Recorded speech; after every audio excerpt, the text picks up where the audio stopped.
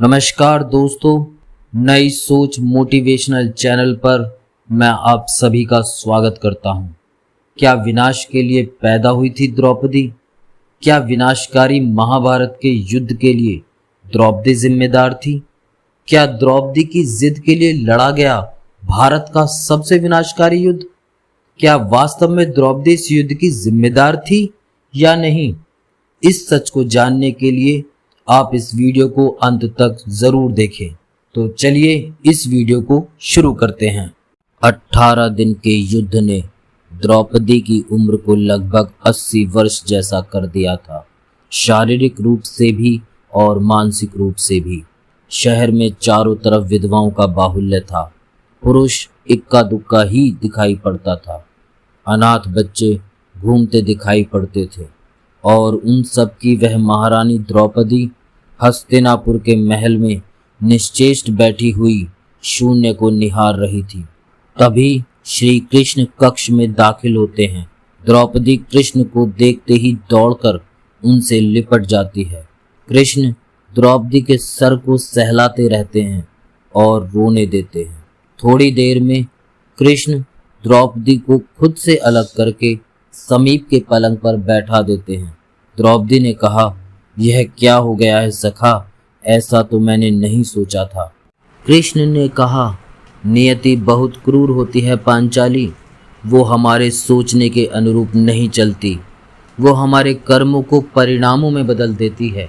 द्रौपदी, कभी भी युद्ध किसी समस्या का समाधान नहीं होता, अपितु युद्ध स्वयं ही एक समस्या बन जाता है। तुम प्रतिशोध लेना चाहती थी और तुम सफल हुई। तुम्हारा प्रतिशोध पूर्ण हुआ। सिर्फ दुर्योधन और दुशासन ही नहीं, अपितु सारे कौरव समाप्त हो गए। तुम्हें तो प्रसन्न होना चाहिए। द्रौपदी ने कहा, सखा, तुम मेरे घावों को सहलाने आए हो या उन पर नमक छिड़कने के लिए? कृष्ण ने कहा, नहीं द्रौपदी, मैं तो तुम्हें वास्तविकता से अवगत कराने के लिए आया हूँ। हमारे कर्मों के परिणाम को हम दूर तक नहीं देख पाते हैं और जब वे समझ आते हैं तो हमारे हाथ में कुछ नहीं रहता।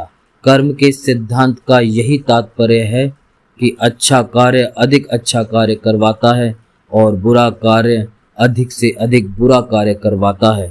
द्रौपदी ने कहा, तो क्या इस युद्ध के लिए पूर्ण रूप से मैं ही उत्तरदायी हूँ कृष्ण?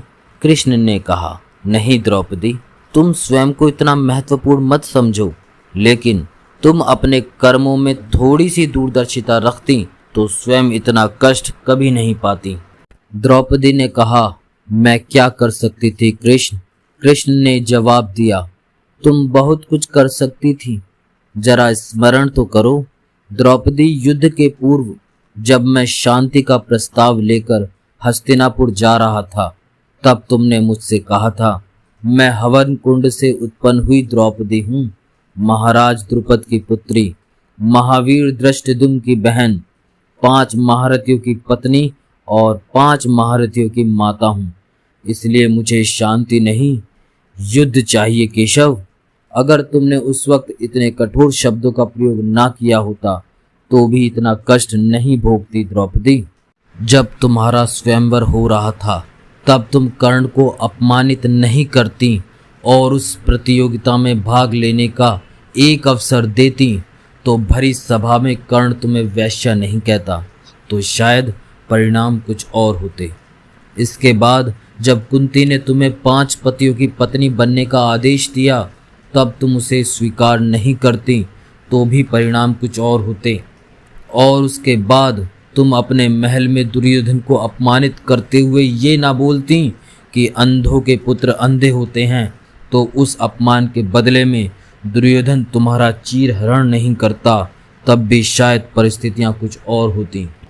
हमारे शब्द भी हमारे कर्म होते हैं पांचाली, और हमें अपने हर शब्द को बोलने से पहले तोलना बेहद ज़रूरी होता है, अन्यथा उसके दुष्परिणाम सिर्फ स्वयं को ही नहीं, अपने पूरे परिवेश को दुखी करते रहते हैं।